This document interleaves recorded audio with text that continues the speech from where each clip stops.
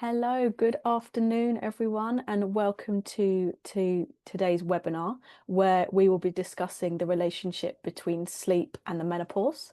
My name's Mel. I am the membership manager at Wellbeing of Women, and I oversee the employer membership program, which is our one-stop shop supporting women's health in the workplace. I am delighted to be joined today by GP, senior sleep consultant, and co-founder of the Sleep Project, Dr. Caitlin Chasser.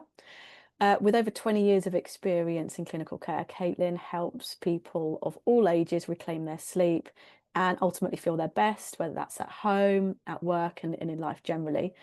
She has a special interest in women's health, particularly how sleep is affected by the menopause. So we are delighted that she's joined us today to talk us through this session.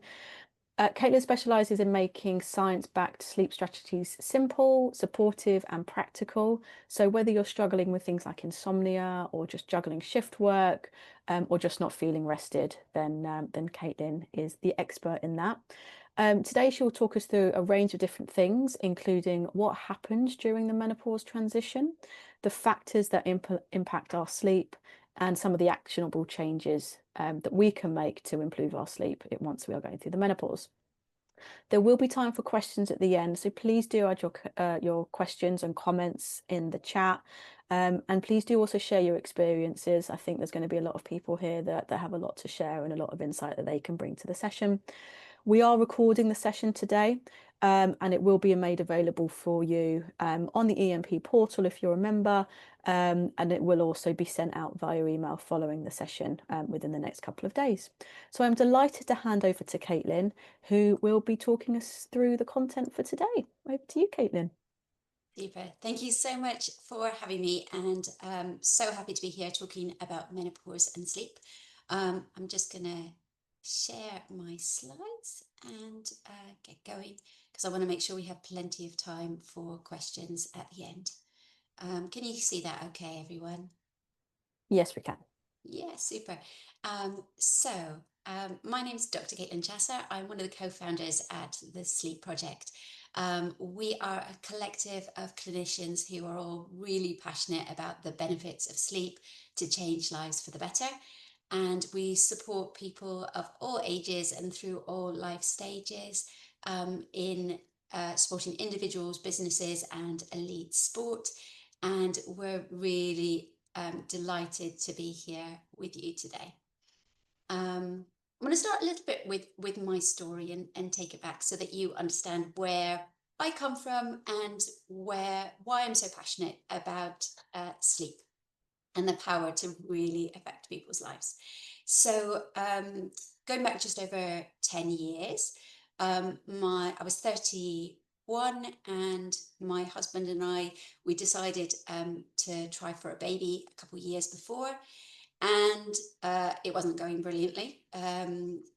We'd had IVF, we'd had miscarriages, we'd had loads of investigations, and to cut a long story short, I was not sleeping. I'd be waking up repeatedly during the night for prolonged periods of time. I would be hearing things outside that would wake me up, and then get worried about what they were and find it difficult to get back to sleep. I'd have lots of thoughts going around in my head about sleep and the consequences and feeling rubbish the next day. And it took me a little while to figure this out. I was getting really hot. I was shoving my husband over the other side of the bed, throwing off the covers, opening the window, and really struggling with what later turned out to be hot flashes. And the start of a premature menopause and also insomnia, the two of them going hand in hand. And particularly with the poor sleep, it was really problematic for me because I would be waking up, my alarm would go off at 7 in the morning. I would have a full clinic of patients, sometimes 100 patient contacts in a day. And though not every patient was a life or death story, I really needed to be on my best performance and able to recognize those ones that were. And it was really hard on very little sleep and really struggling. And so I went back and I kind of looked at my own career and everything that I'd learned up to then. I'd been practicing for more than 10 years and kind of realized that I didn't know very much about sleep. I didn't know about how sleep was triggered, what the natural kind of things that we could do to enhance sleep, what we could do when sleep went wrong, that connection between our hormones and sleep. And I now know that actually that's not unusual. Most doctors get very little training on sleep. Across Europe, it's between 30 to 60 minutes on sleep, and most of that is on sleeping tablets and obstructive sleep apnea, so disordered breathing during sleep, and almost none on the basic fundamentals of sleep and what to do when it goes wrong. And so I then went on this huge voyage of discovery, looking at psychology, psychiatry, the best of kind of Eastern medicine, holistic medicine, looking at women's health and menopause, and figuring out what the key was to getting better sleep, and how to fix broken sleep. And it was life-changing for me. I became a good sleeper. I now sleep sort of 8.5 hours per night and feel refreshed in the morning. I went on to thrive in my career, went on to become clinical director, and with a bit of help managed to have 2 babies. And it was completely life-changing, going from someone who was really struggling day to day to actually feeling my best pretty much every day and getting on top of a lot of those symptoms that go with menopause. So I want to start with just a question to kind of feel the temperature of the room. Um, could you use this code and just tell me one word about how you're sleeping right now, something that you associate with your sleep? I know when I look back to my days not sleeping, I felt pretty broken. And that's probably the word I would have described. So please do share what your thoughts are. So when we talk about well-being, for me, there's these 3 key pillars: our physical, our mental health, and that social health with other people. But underneath all of them is your sleep, because without good quality sleep, it's impossible to feel physically and mentally your best, and also to really connect with those people around you. And we know that within workplaces, if we talk to working adults, about 74% of working adults report poor quality sleep. And that's for a variety of reasons. Certainly menopause and menopause transition is one of them, but we're also often parents or caring for relatives. There may be stress at work, there may be insomnia, we may also be juggling shifts, and all of those things are contributing, and not all of those things impact us in the same way, and more importantly, the fixes for those poor sleep is not necessarily the same. And at the Sleep Project, what we're really passionate about is supporting people in all the different stages of life that can impact sleep, whether it's becoming a parent, going back to work after maternity leave or burnout, through menopause, or all those other stresses that happen at work. And we know that women are 2 to 3 times more at risk of poor quality sleep, particularly insomnia. And so this is what I'm really passionate about: helping women in the workplace and in life learn to improve their sleep and feel better.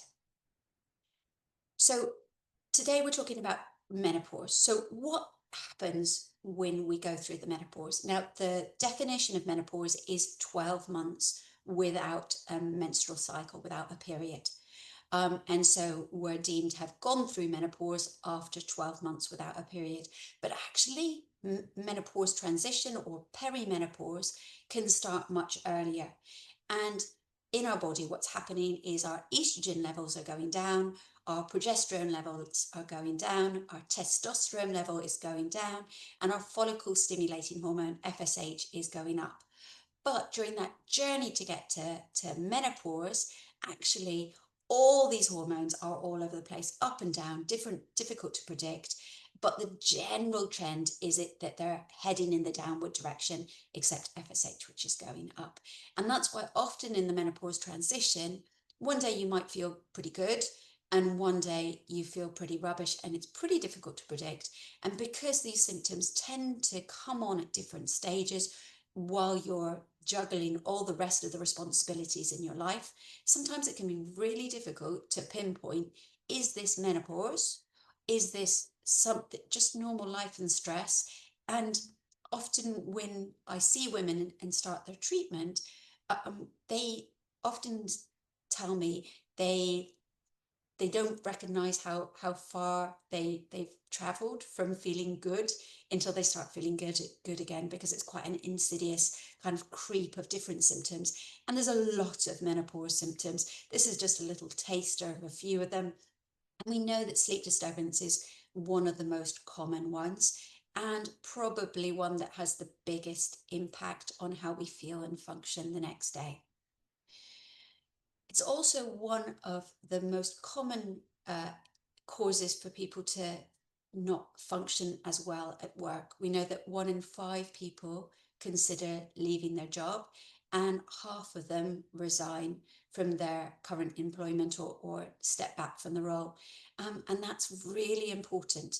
Not only does that have a big cost for the woman, but also for the workplace as well, because often these are women in the peak of their careers, and with retirement ages getting later and later, these are really key talent that you want to hold on to and look after.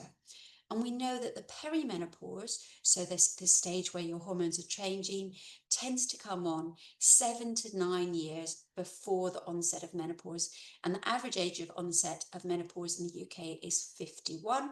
So it's not unusual for women in their 40s, sometimes before, to be experiencing symptoms. And often poor sleep is one of the early ones that comes on before all the other symptoms.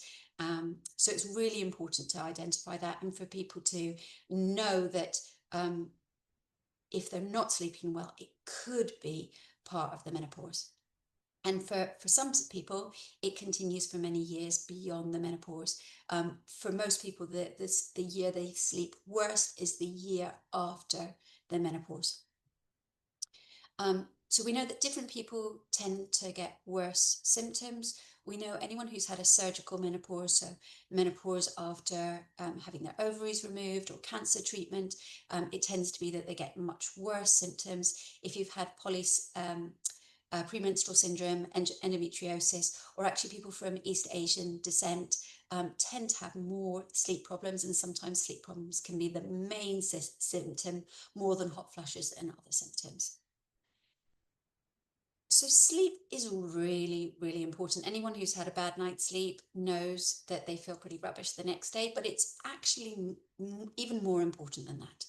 It is very important for our mental health, for storing and processing our memory, for healing and preventing long-term illness. It cleans and washes and repairs our brain and our body.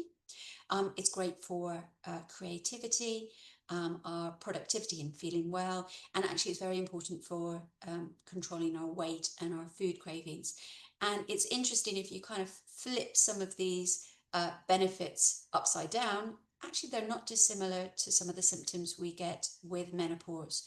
So we know that depression and anxiety becomes much more common, brain fog, gaining weight, particularly around the tummy, food cravings, and we know that after the menopause, women become more likely to get chronic illnesses like diabetes and coronary vascular disease, so heart disease. And so we know that when our sleep gets worse during menopause, all of these things also get worse as well. So what is this magic process that's happening while we're sleeping? And I like to think of it a little bit like a washing machine. Different things happen at different stages, different ingredients get added, and at the end, if everything goes well, you've got a clean body and brain ready to function the next day. But it isn't just one cycle like a washing machine. Actually, there's various different cycles that happen. So each cycle lasts about 90 minutes and is roughly divided into dream sleep and non-dream sleep.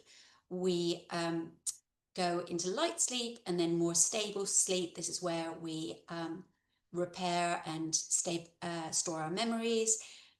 In stage 3, that's deep sleep. This is the stuff that feels really good and helps repair our bodies, clean our brain, prevent dementia, really good for our immune function. And then we've got the dream sleep. And we go through these various stages, each one 90-minute cycles.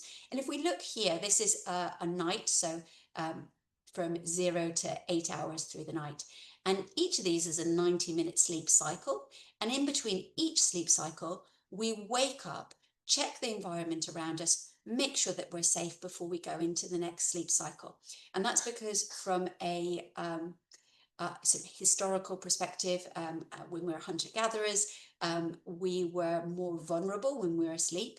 When we're in deep sleep, we're less aware of the world around us. When we're in dream sleep, our muscles are paralyzed, so we don't act out our dreams. So we're much more vulnerable to danger when we're sleeping. So the system's been designed that we sleep for 90 minutes, we wake up, check the environment, and then go back into sleep again. So it's absolutely normal for us to wake up 2, 3, 4 times in the night, check that we're safe before going back to sleep. But what commonly happens is that after the first or second cycle, the first one we're more likely to sleep through or be less aware of, but this second one, often falling around 2, 3 in the morning, we wake up. And for women who are having trouble with the menopause, often they wake up and have difficulty getting back to sleep at that point.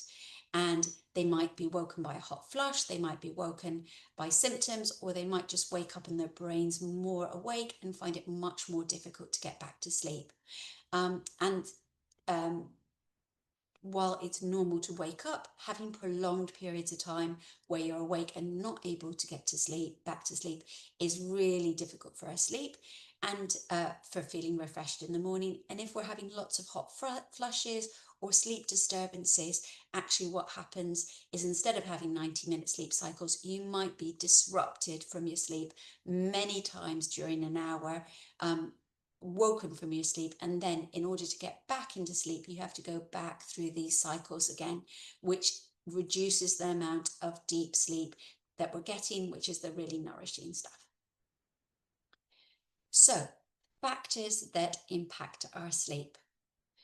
So there's lots of them. So sleep problems become more common during menopause, and it's not just insomnia. There is the quality of our sleep that gets worse. We're more likely to get restless leg syndrome, so that urge to move our legs, particularly in the evening time, but also in bed, where they just feel uncomfortable and a bit crawly, and you have to move them to get comfortable. Obstructive sleep apnea becomes much more common after the menopause.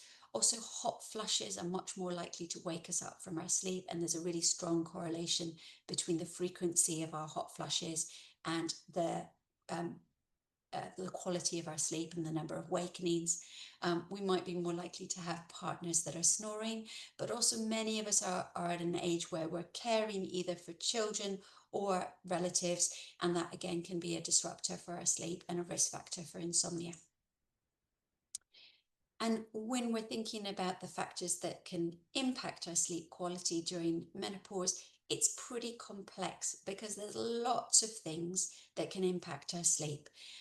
As I said, our hot flushes, the changes in our hormones, so both estrogen and progesterone, we've got lots of receptors in our brain, and they're both really important for stabilizing our mood, our memory, our sleep, our emotional processing. And when those hormones fluctuate or drop, it can have a direct impact on our sleep.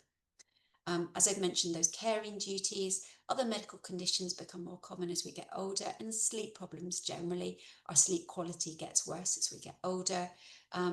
We might be needing to go to the loo more frequently, particularly if we've got genitourinary problems related to the menopause. So we might have vaginal dryness, we might just have general discomfort down there, we might find that we're actually needing to go to the toilet more often.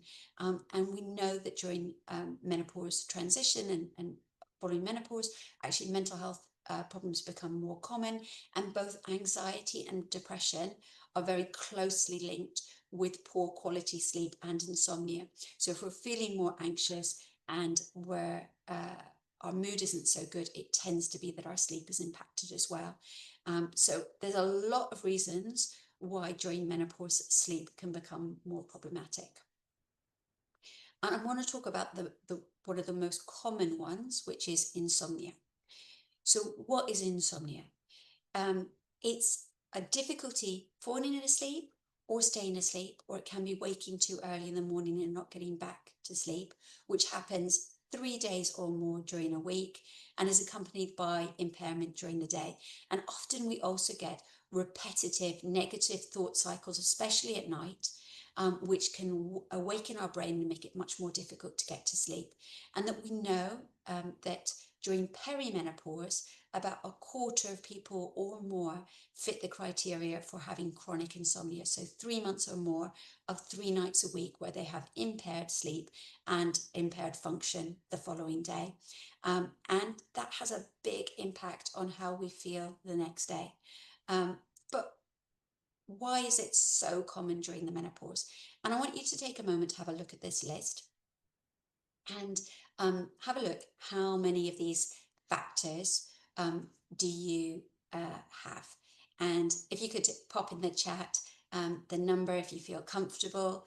I know for me, I've got 3 of those, and these are the risk factors for insomnia. And so the more that you have, the more likely you are to develop insomnia.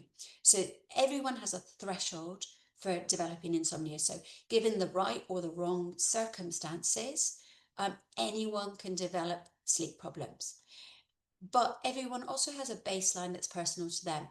And the more of these factors you have, the closer you will be to that baseline. But then something happens that kind of pushes us over the edge into this insomnia threshold. And for many people, particularly in this call, it will be menopause. And the menopause pushes them over into this insomnia threshold.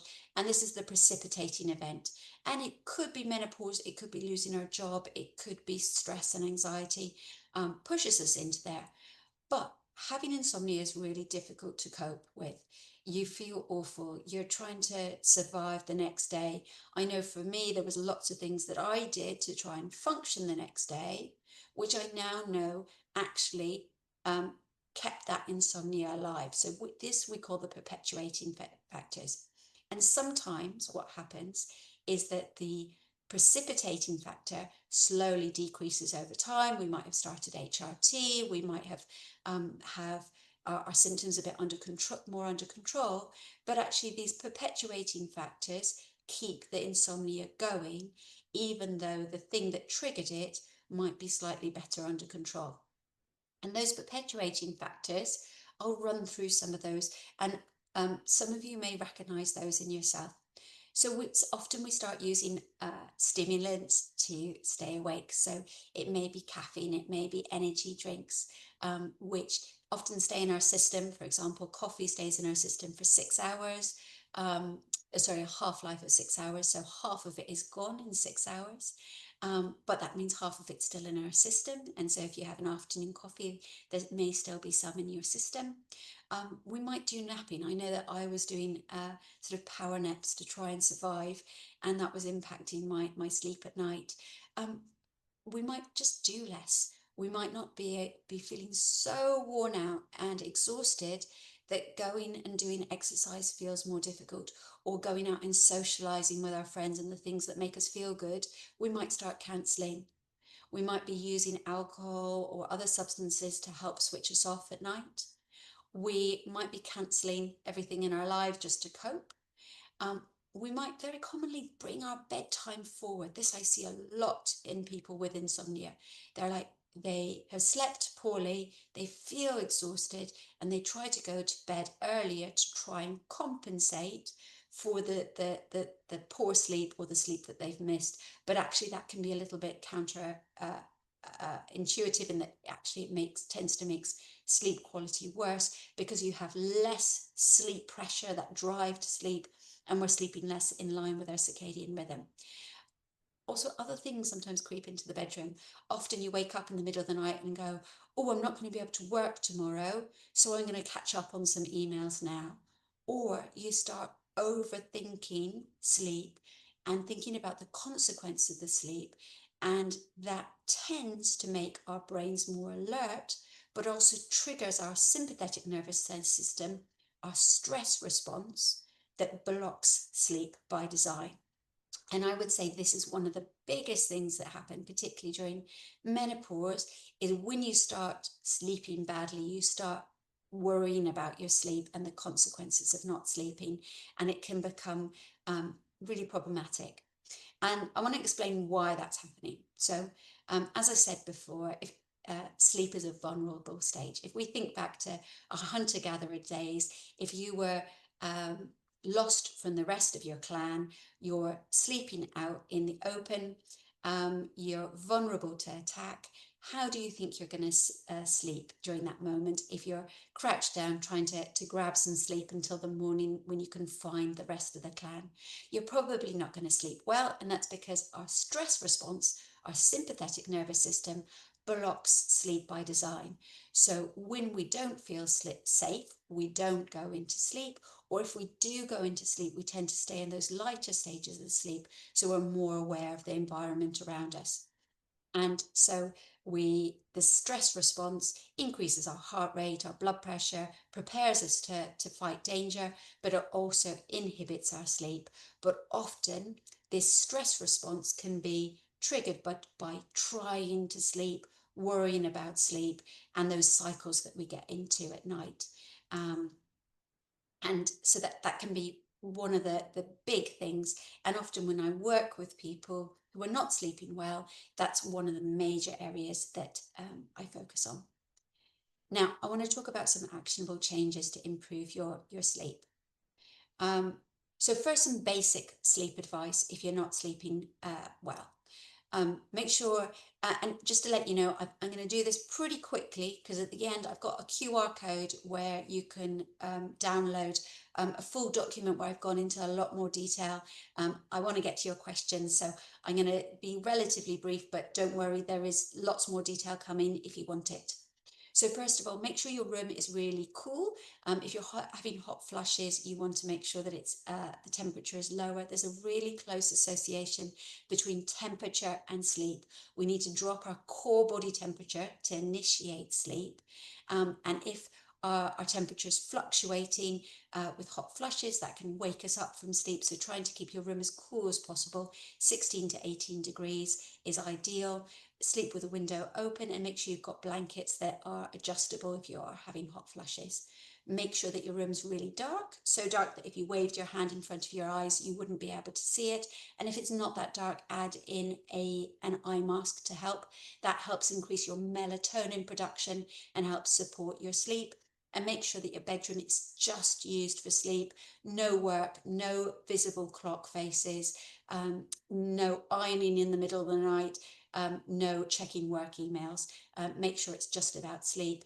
Particularly in the menopause, alcohol has a big impact on sleep. So try and cut down or swap to non-alcoholic alternatives.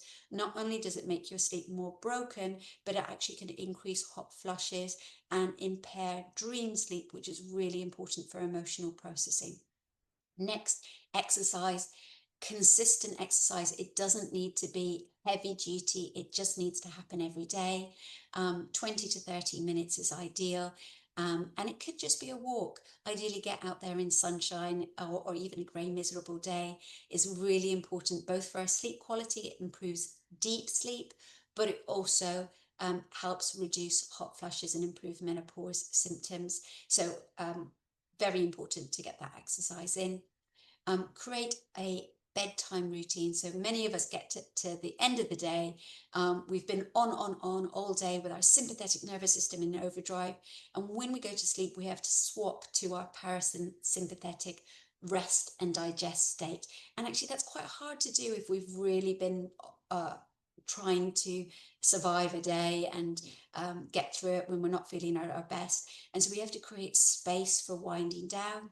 And just like we do with children, a bedtime routine can be really powerful, but adding in tools like breath work, so using extension of the breath to try and switch our nervous system, or meditations like the body scan, which we use to try and relax the body. Actually, it's used in for Navy SEALs after combat to help them to switch off. And if you go to the Sleep Project YouTube page, we've got resources on there for doing all of those things. And if you can't get to sleep, this is so important, get out of bed and do something else till you feel sleepy again. You want to try and break that connection between your bed being the place where you can't sleep. You want your sleep to be done in your bed, and when you're not sleeping, to go out and do that wake time somewhere else. Because sometimes when that, you can be on the sofa and you can feel so sleepy, and then you get into bed and you ping, you're wide awake, and that's because you've got an association between your bed and not sleeping. So getting out of bed when you can't sleep is very important. And then when you feel really sleepy, you can get back into bed. And then be really consistent with your wake up time. So don't go to sleep till you're really sleepy, but every day set an alarm and make sure you get up at the same time, and try and avoid lie-ins. That's going to really help you work with your circadian rhythm. Now, going back to all these factors that impact sleep, rarely do I find when I work with a client who has poor sleep and menopause that there's one magic bullet. Often we have to work with a few of these issues to try and perfect each of them, to be able to really get the conditions right for sleep. So if you're having hot flushes, get those under control. If you're finding vaginal symptoms are an issue, then make sure those are sorted. Think about the mental health. If it was that you had anxiety and depression before the menopause, it might be that those need treatment separately, or it might be that there's other things that need to happen with your menopause treatment that helps with your mood as well. Now, HRT is not for everyone. Not everyone needs it or wants it, but for those who do want it, it's really important to get the right combination, because when it comes to sleep, not all combinations are the same. You need to take a really holistic approach to all the symptoms, as I said before. Different people need different regimes. In general, micronized progesterone, so body identical or eutagestrone, tends to be a little bit better for sleep. And the oral version is better for sleep, taken before bedtime. And always remember, if you've got vaginal symptoms, then you want to get those under control, because that can impact your sleep at night. And for some people, that means taking HRT and vaginal estrogens. And for some people who've had breast cancer and aren't able to take HRT, sometimes it's worth talking to your specialist, because vaginal estrogens often are fine to take even after a cancer diagnosis. And then if you still are having sleep problems, or you've tried everything and you're on HRT and your sleep is still bad, then CBTI, so cognitive behavioral therapy for insomnia, is the absolute gold standard for sleep problems. And it really works. So 70 to 80% of people will resolve their sleep problems. And it doesn't just last then, even 12 months, 2 years later, their sleep problems will continue to be improving. It works even when there's physical symptoms that are keeping you awake, and that's because it helps you to get back to sleep quicker, but also improves the amount of deep sleep that people get, so that if a hot flush comes, they might sleep through it. And it also reduces the sympathetic nervous system, that stress response. The cognitive behavioral therapy teaches you to turn that off and make sleep easier and better quality. And so it's normally done over around 4 to 6 weeks. It can be online, it can be done in one-to-one sessions, or it can be done in groups. And it's drug-free, long-lasting results, and works better than any of the medications that are currently available for sleep. Just as an example, so this is someone who came to me with sleep problems. This is a sleep diary. The paper ones work really well. And the lines are when she's asleep.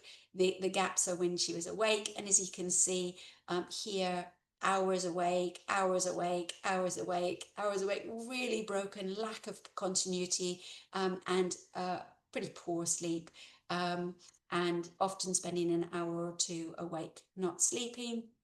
On average, was getting about sort of 5 hours of sleep a night. We know that of women going through menopause, probably about half of the people who are having sleep problems are sleeping less than 6 hours, and that really impacts how you feel. And this is after, I think, 3 sessions of CBTI, getting 7 hours much more consistently, but more than anything, the sleep is consistent, it's not broken, and it's much better quality. So just a visual of what's happening. I'm sorry that the diagram's not the best quality. And this is just a few testimonials from people who've been through the CBTI program with that. And the most common feedback we get is that it's life-changing, because when you sleep better, just everything feels better, and you start to live and enjoy life again. But don't forget other problems that happen during menopause. So we know restless legs, obstructive sleep apnea, and periodic limb movement. If you're not sure if you have one of these, on the sleepproject.life website, we've got a diagnose your sleep quiz. You can go through that and make sure that you do have insomnia due to just insomnia rather than something else going on at the same time. And then thinking about the workplace, because actually it's so important that women are supported in the workplace through menopause and menopause transition, because these are the absolute key people within your workforce who are leaving because they don't feel as well, as they're not able to cope. And we know that work is a common stressor for people. 75% of people with sleep problems say that the work is part of the problem. We know that there's an increased risk of illness and death with poor sleep, and that we know that those people are less productive, and there's a big consequence on mental health. So major episodes of depression and anxiety are 2 to 3 times more likely if you're not sleeping well. So sleep is your business, because you've got to get those people sleeping well again if you want them in work, doing well, enjoying their work. And more than anything, if you take one thing away from this talk, bad sleep can be fixed with the right interventions. As an example of what we do when we go into an organization, we work with big ones and small ones, but first we try and figure out what the problem is. Not all sleep problems are the same, so we do an analysis of the whole workforce, trying to figure out the common issues. Is it menopause? Is it insomnia? Is it shift work? Is it babies that aren't sleeping? And then give people a personalized sleep improvement plan, webinars and workshops, and we do one-to-one support as well within a workplace, because I know from being a GP that GPs aren't trained on sleep, so people aren't getting the right support. There's very little NHS provision for sleep, and there's no private health coverage for sleep. So these are people who commonly take 6 years or more to seek help, and when they do, often it's not available.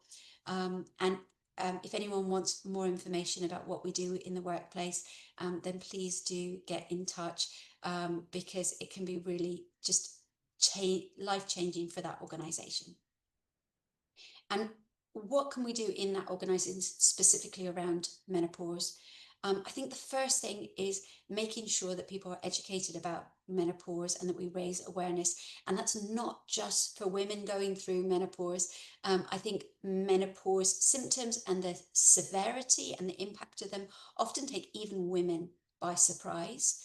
And so it should be something where people before they're entering their 40s should be getting education and advice, but also anyone who is having conversations about menopause, whether they're team leaders, managers, anyone who is supporting women in the workplace, whether they're young females or males, needs to have training on menopause. So they're not having conversations with women without really understanding what's going on. And I think that's absolutely vital. I teach it at IE University and to the bachelor's and the master's program. And I find with the bachelor's, the young students, often they switch off when I talk about menopause. Actually, the masters sit up and listen because they know how important it is to support women in the workplace, because these are the key talent to support and hold on to. And then we need to normalize conversations about menopause and feel confident and happy to have them without blushing or worrying about them. It needs not to be a taboo. And then we also need to put in menopause support groups and champions, so women have people that they feel confident and happy to talk to. And then flexible working really helps. And it's not just about starting late, it's about giving these women control over their working environment so that they can make work for them again. Because often when your body feels out of control, you want to feel like you're able to control other elements of it. And just a bit of flexibility often can be really life-changing for this group of women. Create a menopause policy. That's not just a piece of paper that lives in a drawer, but it's about thinking through the process, what support is available, and let's be creative. It's not about giving everyone a fan every time someone turns 50. Support should be flexible, holistic, and really tailored to that person's particular needs. And then we need to open up a dialogue with women about what they need to be able to enjoy and continue working, because as retirement age is getting later and later, these people are so important for our workforce. So as I said, I've created lots of resources, particularly a kind of one-pager with information about how to talk about sleep in the workplace, about if you're a woman with menopause symptoms, what is the evidence-based support that's available, with links to lots of things that will be useful for you. And hopefully that's useful to everyone. And if you want to get in contact with me via LinkedIn or any other channel, I'm always happy to hear from people and talk about menopause and what we can do and anything to do with sleep. This is me on LinkedIn if you're looking, and I'll open the floor to questions. I'll just leave that one on there just in case anyone wants that. Thank you so much, Caitlin. That was such an informative session.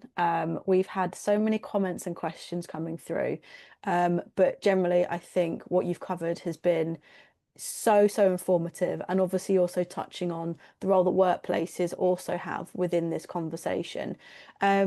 We've had lots of questions through. Please do continue to ask. I will just get started with some of them. There's obviously a big diversity in the questions. We've had quite a few questions about people saying that they've got issues with not necessarily falling to sleep, but actually staying asleep, frequent toilet trips, perhaps things on their mind, having anxiety when they're waking up. You mentioned CBT being a really great treatment. Is that the thing that you would recommend the most? Do you have any sort of further advice on people that are waking frequently in the night to kind of support them to have a good solid night's sleep? Yeah, and I think what you describe is absolutely classical of menopause. Most people don't have a problem getting to sleep because often they get to the end of the day and they're just so exhausted they fall asleep. But it's that waking up at 2, 3 in the morning and not being able to get back to sleep. And it's really frustrating because often it's time passes really slowly. You feel really lonely, and all you can think about is what's going to happen the next day. You start looking at your clock, and the more you start thinking about it, the harder it is to switch off that really active brain. And there's a few things that you can try, that getting out of bed until you feel sleepy again. I think breath work works really well. So just trying to get control of the mind. You want to try and distract your mind from trying to get to sleep. Sleep is an automatic process.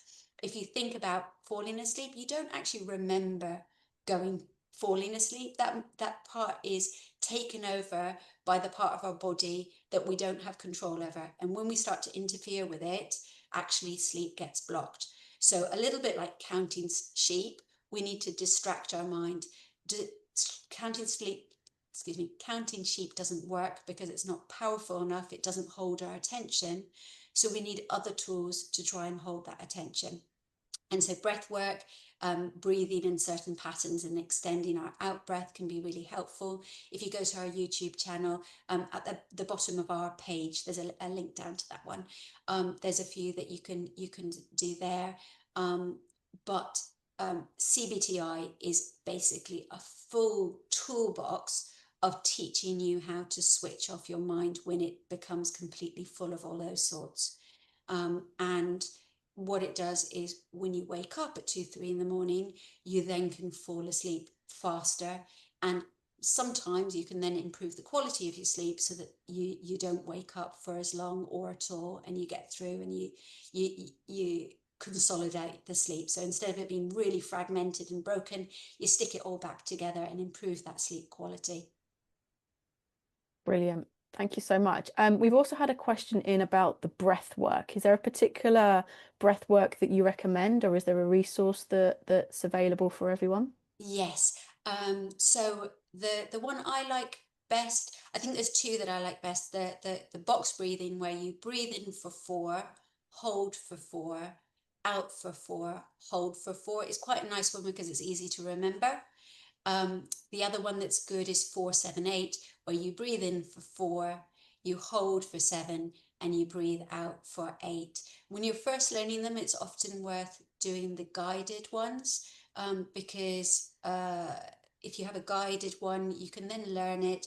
Often practice it during the day at a time when you're feeling relaxed. And what you'll find is that that out breath signals to the brain that you're safe. Your sympathetic nervous system switches over to your parasympathetic, and it relaxes. And you often get this slightly gooey sensation when it's working, but often there's too much pressure if you try it in the middle of the night when you're already kind of panicking a bit that you're not sleeping. So practice it during the day, and then when you need it at night, it then works a little bit better. And if what I'll do is I'll make sure that I put into the chat our YouTube channel, so that you can find those resources. Brilliant. That's super helpful.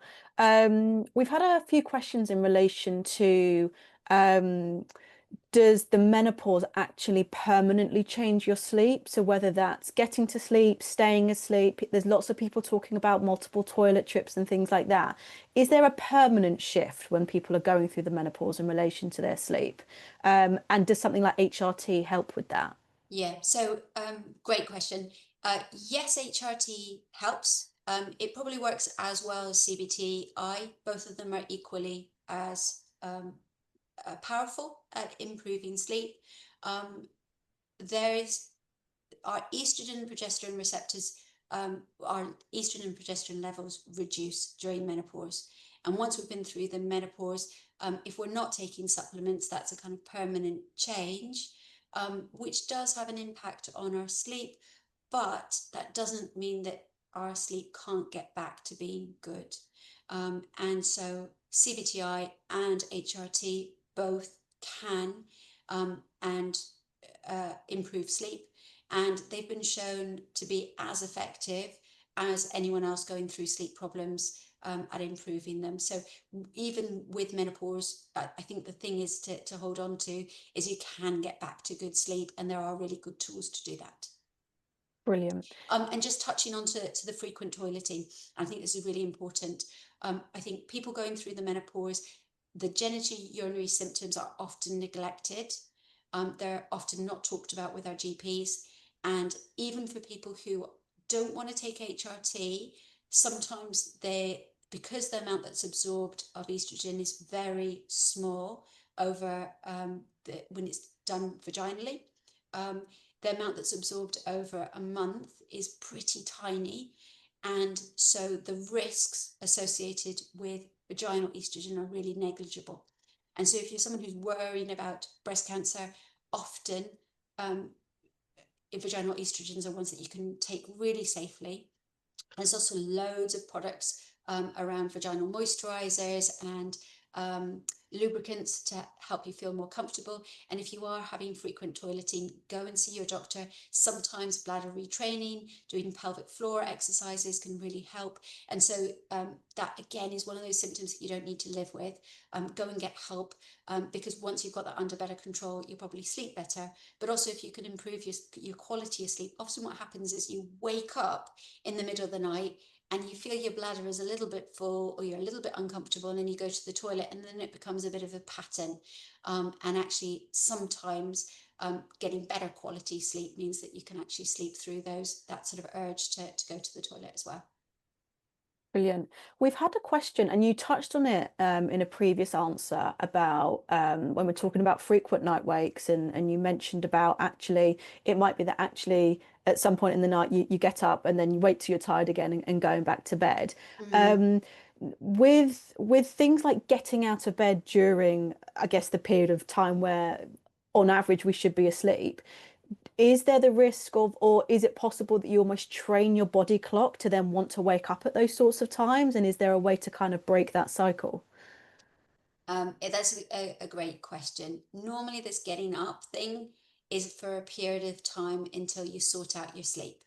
And so it might be a couple weeks where you're getting up loads, but what you're doing is you're training your body that your bed is for sleep, and um, making it much easier to fall back asleep when you get back into bed. Also, what happens is one of the main drivers of sleep is our sleep pressure. So from the moment we wake up in the morning, there's a chemical called adenosine that slowly increases in concentration throughout our brains, and it makes us sleepy. And so the more that you have in your brain, the more sleepy you get. When you fall asleep, it then clears. Um, and that is a major driver for falling asleep. When we fall asleep, what happens is some of that adenosine gets cleared, and then at 2, 3 in the morning, it's more difficult to get back to sleep. What we're doing by going out of bed for a little while is we're giving our body a chance to build up some adenosine, some sleepiness, so it's then easier to get back to sleep. And so what you're doing is you're not only building up your sleep pressure to get back to sleep, but also breaking that association and relearning that when you get into bed, it's about sleep rather than getting into bed and suddenly feeling wide awake, and that struggle that so many people feel with their brains switched on. You want it so that you're so sleepy that it almost happens automatically without that battle. Brilliant. We've had a lot of questions about nutrition and its Mm. relation to sleep in terms of, particularly around supplementation. There's been a few people that have mentioned magnesium, and obviously caffeine, and even obviously decaf drinks containing some level of caffeine.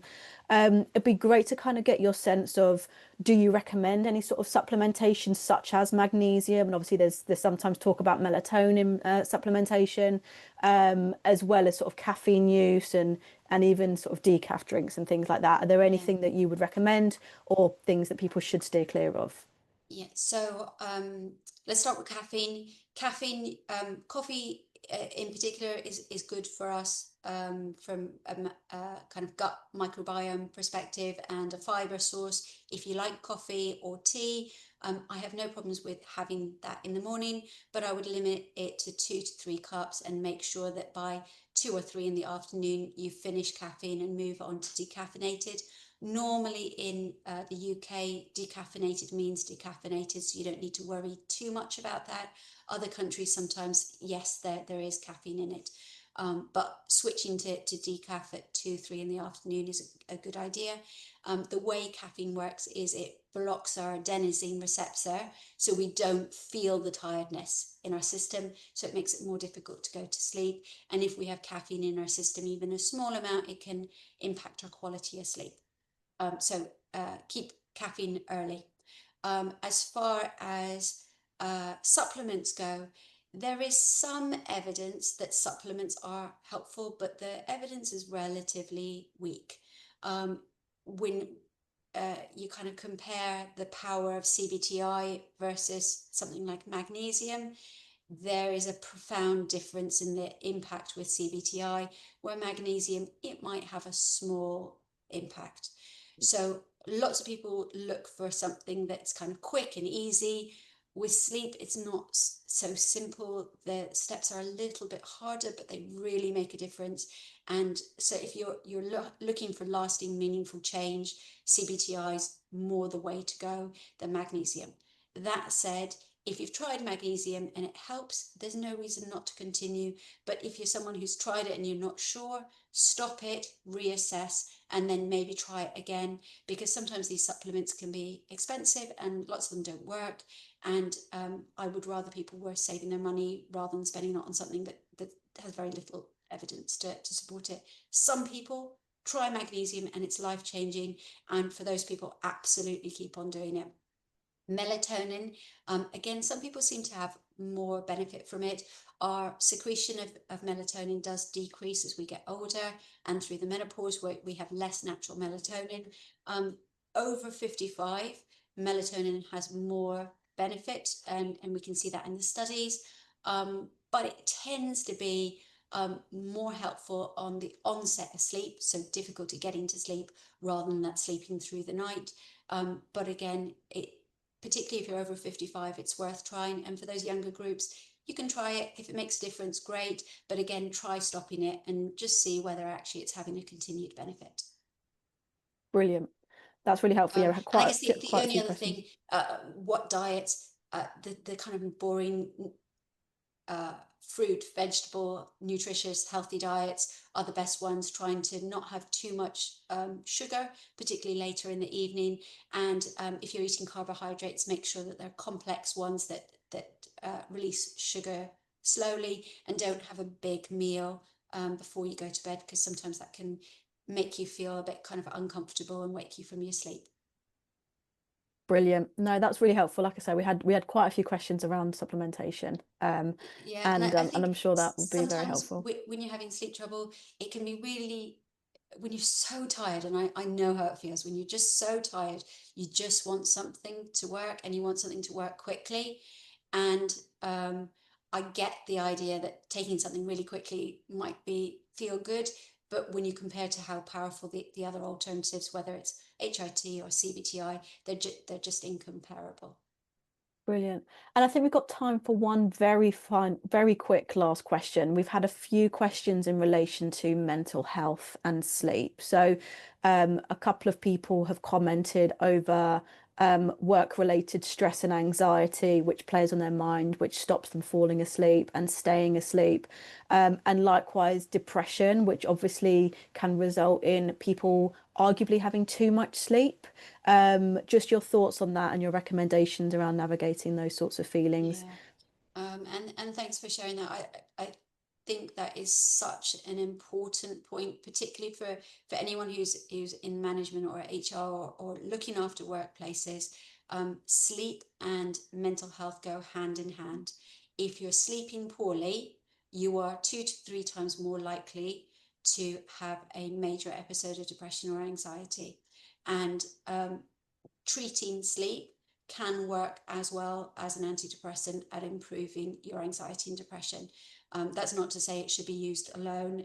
Go and see your doctor and see what's the right thing for you, but it's very, very important. But we also know that lots of mental health conditions, in fact, every mental health condition, has poor sleep, or disrupted sleep, or oversleeping as a symptom. And so when our mental health goes wrong, our sleep goes wrong. And actually, those two things need to be treated together and supported. And for people who are finding difficulties in the workplace, giving those people both support with their mental health and with their sleep can make such a huge difference in getting people to feel good and thrive at work and enjoy work and engage with it again, and making sure they have that support easily available can be life-changing for someone. Brilliant. And I think that will resonate with quite a lot of people. Thank you everyone so much for your questions. There was a lot obviously there that we covered, and I'm hoping that we've covered all of your questions. I think the final question for you, Caitlin, is if people do want to know more information, can you just remind everyone about how they can get in touch with you and how they can seek more support for their sleep? Yeah, absolutely. So our website is www.thesleepproject.life, and get in contact with us. If you use this QR code, then I've included a 30% discount on our menopause package if that's what you want. And that includes a 1 hour consultation with me going through everything that we've talked about, and then 4 weeks of supported CBTI to help you through that. And anyone who's in a workplace and any of this has resonated and you think we need to talk about menopause, we need someone to come in and train our mental health ambassadors around sleep and the connection, get in touch, because I really feel that we have such a huge opportunity for supporting particularly women in the workplace through the menopause, and we can do so much better, and if you look after those employees, it will pay back in kind in years of kind of great work from those people who are thriving again. Fantastic. Thank you so much again, Caitlin, for your time. I have personally learned an awful lot. As I mentioned before, this session has been recorded. Everyone who has registered today will receive a copy of the recording. And if you want a copy of the slides, then we can share those with you as well. Thank you again to Caitlin. Thank you everyone for your questions and for engaging in the session. Thank you so much, and we will be in touch afterwards. So have a good rest of your day. Super. And if anyone has any feedback about today's session, would always love to hear from you guys. I work really hard to try and make these as engaging and helpful as possible. So anything I can do that would be helpful, let me know. And if there's any questions that we haven't managed to cover, I'll have a look back through the chat and send a follow-up email if we possibly can. Yeah, brilliant. Lovely. Thank you all so much. Take care. Bye. Bye bye.